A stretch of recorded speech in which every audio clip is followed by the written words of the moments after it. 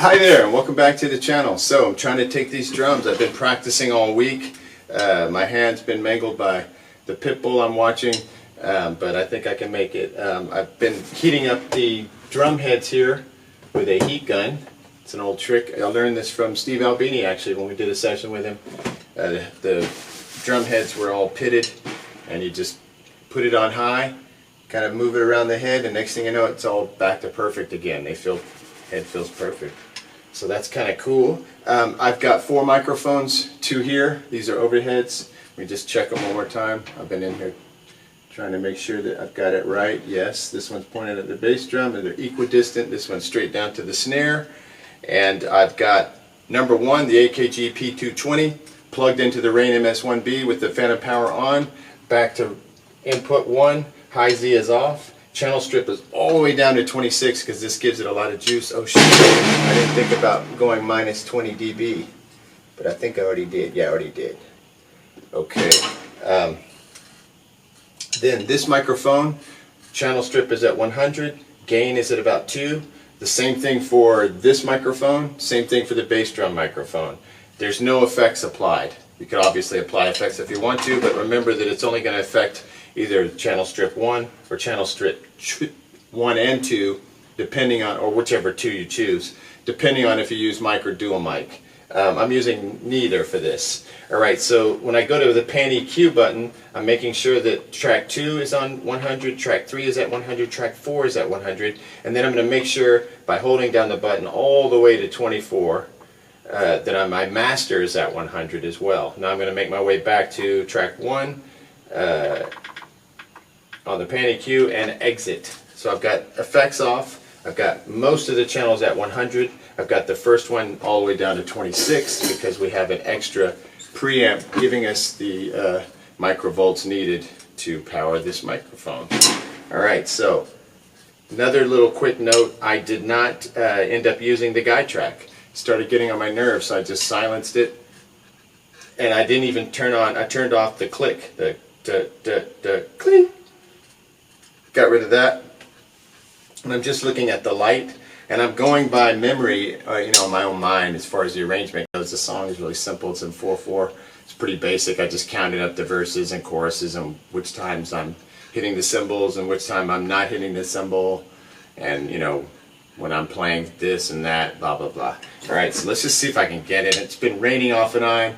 Air conditioner keeps popping on, so let's just see what happens. All right, here we go. Record, play. I'm gonna wait to the count of 3, count off, bam, wait till it gets to about 10-11 seconds on the clock, bam again, you know, come back in, you know, from the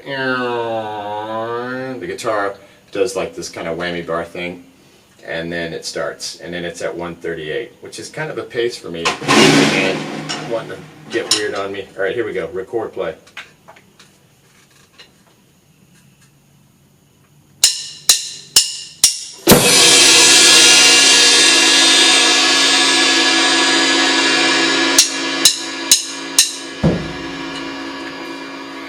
Sorry, I just kind of froze up. Didn't know what to do next. All right, here we go.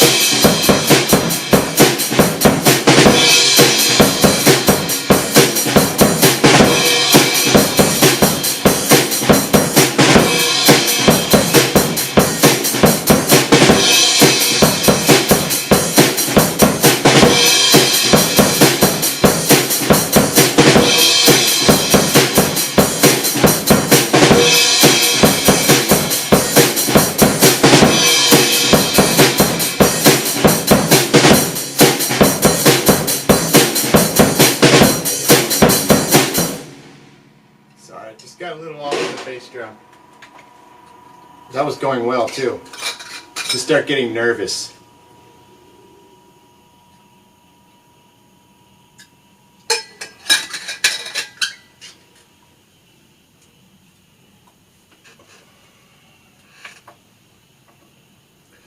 I went back, undo, start again.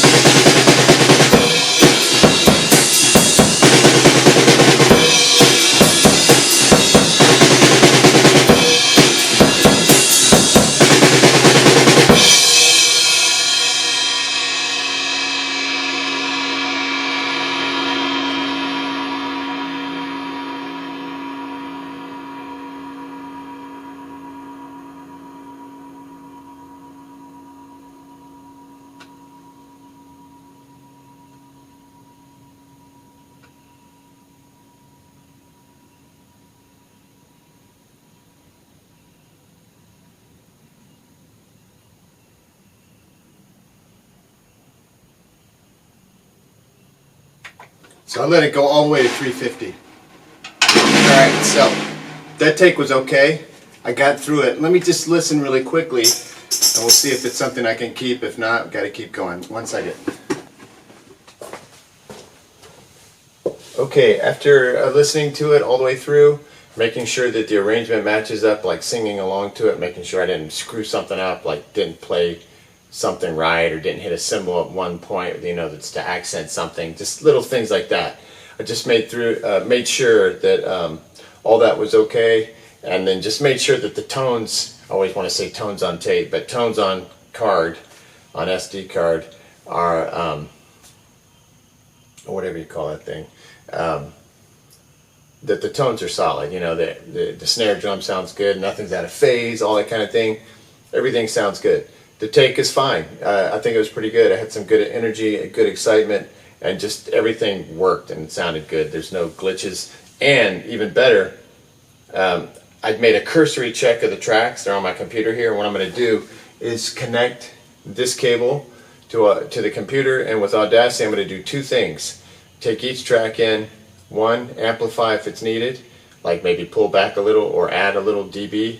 And then classic filters at like 0.5, and it sounds like nothing, but it just barely cut it off because I don't like cutting off too much of the low.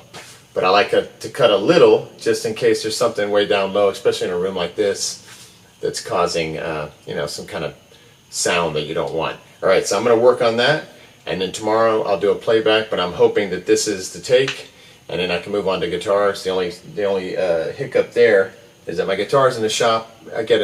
I was having a new switch put in, and I wanted somebody pro to put it in, a couple other little things in the electronics department.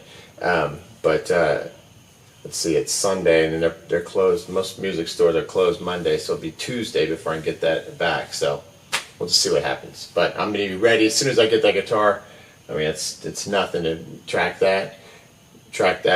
bass, and then singing's going to be easy. This whole thing's easy. Meanwhile, I'm working on my new song, You Get Me High, and trying to write some more so I can just have more good songs on this record. All right, next time.